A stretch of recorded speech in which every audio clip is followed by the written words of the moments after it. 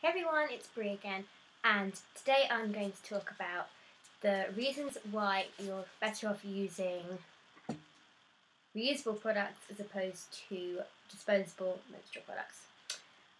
So I'm going to start off with why I switched, really. I have ME, which if you're not sure what that is, it's a horrible kind of illness that makes you really tired. You can't do a lot of stuff. I can't go to school at the moment. And this kind of started for me around Christmas time. And so periods are a really bad time for me because you have to keep getting up and to change it and stuff. And also you're quite uncomfortable in these, you get sweaty, itchy, all sorts of stuff. But this mainly started when I bought a moon cup about 4 months ago after seeing it advertised on my ME forum. And I didn't really like this cup, but it is a great cup. Lots of people use it. Definitely try it if you think it's going to work for you. I've got nothing bad about it. Just for me personally, it didn't work. Everyone's different again. So I bought that, and then I didn't really like it, so I stopped using it and was still using tampons and stuff. Disposable tampons. You can get fabric tampons, but we'll go into that in a minute. And then one day, kind of randomly, I just decided to look into the tampon box, and for the first time in like the 2 years I've had my period, I discovered that there is a little leaflet in there that tells you about toxic shock syndrome, and there is a risk when you use this. Now, toxic shock syndrome actually has quite a few symptoms in common with ME. So if I had some of those symptoms, which I had actually had that morning, I would never think twice about it. I'd just think it was my ME. So then I was like, right, this could actually be quite dangerous, and it is a fatal illness, so you can die if you get toxic shock syndrome. Then I did some more research into it and discovered that both pads, disposable pads, and disposable tampons have this capacity. Only this has the risk of toxic shock syndrome.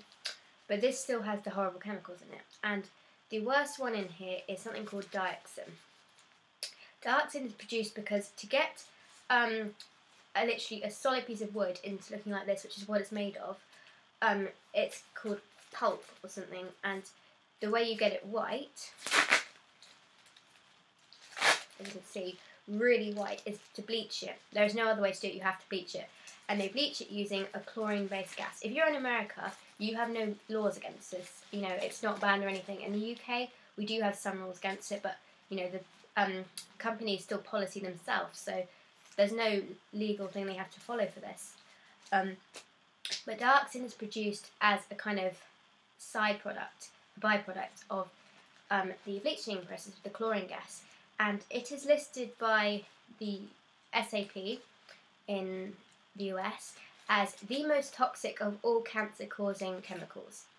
So I don't know about you, but I don't exactly want this near my skin, and you're putting this in one of the most sensitive tissues in your body, and the fibres in this can get lost in your vagina, which is really absorbent as well. So it can be really dangerous. There are things associated with deformity, organ issues. I can actually get a page up on here, which I will do.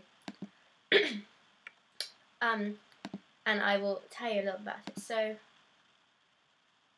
yeah, dioxin is the most toxic of all cancer-linked chemicals, and it's a byproduct of the paper bleaching process. They are shown to be a carcinogen to affect the reproductive and immune systems, cause skin disease, birth defects, and liver damage. I mean, I don't know about you, but I don't want that to happen to me. So then I started looking into reusable products, and I came across all of these. This is a cloth pad, as I'm sure most of you watching this will know exactly what this is. This is by Eco Rainbow, by the way. It's got curved ends, even though it has got a very similar structure to Tree Huggers, and it is minky. But yeah, I decided to switch these because they are so much more comfortable than the disposable pads. You don't get itchy, you don't get sweaty, you don't get a smell. Well, that's the one thing that a lot of people worry about. They're like, well, if I'm using this, isn't that, that going to smell if I'm using a reusable pad? The reason your period smells in the first place, 98% of the time, unless you have a bodily issue and it's a physical thing that makes it smell, this is what causes your blood to smell. It's the blood reacting to the chemicals in this that gives you that odour in the first place. So actually, by using this, you're giving yourself the odour. And by this, you're not putting any chemicals near your skin. You're not having such a bad effect on the environment. These are reusable. And, it's just brilliant. I mean, you don't want this near you. And, yeah. It's estimated that about 20 billion tonnes of disposable sanitary products go into landfill in the US every year. yeah, that's a hell of a lot of stuff putting in there just because of our menstruation process. And so it's just, you know, just by using this you can do a lot of good stuff.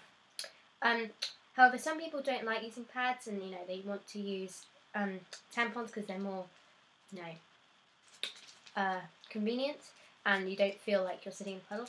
However, I don't know about you, but I can still feel these in me. These, however, you can't. These are my 2 menstrual cups. I explained them in the other video, so if you want to look at that, look into them. But this is my Maluna, and you can leave these in for 12 hours. There's no risk of toxic shock syndrome. This particular one's made of a medical grade silicone. This one is made of, I think it's TPS or TSP, some polymer. I'm not entirely sure what. You can look on Maluna's website, they will tell you there. They're both slightly different, as you can see, but you know, these work as an alternative to tampons, and they are reusable, so you can leave them in for up to 12 hours, and take them out, dunk the blood in the toilet, and then you can wash it out with soap and water, and then sterilise it at the end of your cycle, or reinsert it, off you go. You can use them at night. You don't have to take them out for your pee. Really good for detox diets, apparently. Yeah, I just think they're so much better. And even for me, I'm 15, by the way, pretty much 16, almost there. And I have had no problems. I am a virgin, so, you know, even if you are a virgin, you can use these cups just to kind of insert and stuff. So I think they're really good. Also, because of my ME, I had to stop doing a lot of different activities I enjoyed, like ice skating, rock climbing, horse riding, kayaking, sailing. The only thing I can do now, it's literally the only time I can get out of the house, is do like a bit of dancing. And I used to be like a big dancer, like 12 hours a week and stuff. I now barely manage 3. It's ridiculous, to be quite frank. So I made this pad. This is just a panty liner. So these are used usually in backup to a menstrual cup. So, because in case, like with tampons as well, you can occasionally get a leak and stuff. If you insert this properly, you won't get a leak, but some people like to use backup just in case. Especially if it's your first try, I would definitely recommend that. This particular one has 1 layer of terry toweling in it, and you can see they're just as thin as disposables. If I compare them, I'm going to take it off this backing. Yeah, you can see they may be a little bit thicker, but there's not much difference there. The wing's sticking up a bit, so you can't really see. But you know, you can't feel this. It's more comfortable. It hugs your body. It doesn't stick to your body. It just, it's just so much better since I switched. Seriously. A lot of people think, how do you clean them? You know, isn't it gross and stuff? To me, I'm the laziest person in the world. I literally wear this. You know, if there's anything on top, you just get a bit of tissue paper, wipe it off, put it in the toilet, then throw it in a bucket of cold water, soak it overnight. Sometimes I put some like antioxidants and stuff in there to help with it. And then the next day, you know, or halfway through my cycle if I can't be bothered, because you just leave them soaking. It's not gross or anything. When it's kind of full, I'll chuck the water out, throw them in the washing machine, done. You know, leave them to dry. It can be really simple if you just sort it out. I know lots of people do like zhuzhing and stuff, which is where you rub them like this under the water in the tap and stuff. I really cannot be bothered and stuff. So yeah, these have made my life a lot easier. You know, you don't have to be uncomfortable anymore. You don't have any allergic reactions to this. If you are allergic to certain fabrics, you know, just talk to some of the people on Etsy. You know, there are lots of good shoppers on Etsy. They will like change the fabrics or something. And you know, there's so many different types. Fillings as well. As I said, this is made of toweling. This has got Zorb in it, which is really absorbent stuff, as the name suggests. So yeah, that's basically a really brief overview of the different things in here. As I said, there's more chemicals in this as well. I just don't really know what they are. I have done like a lot of research into this and kind of scared myself. So I will not be using them anymore. But yeah, so thanks for watching. Please subscribe and I will see you later. Bye bye.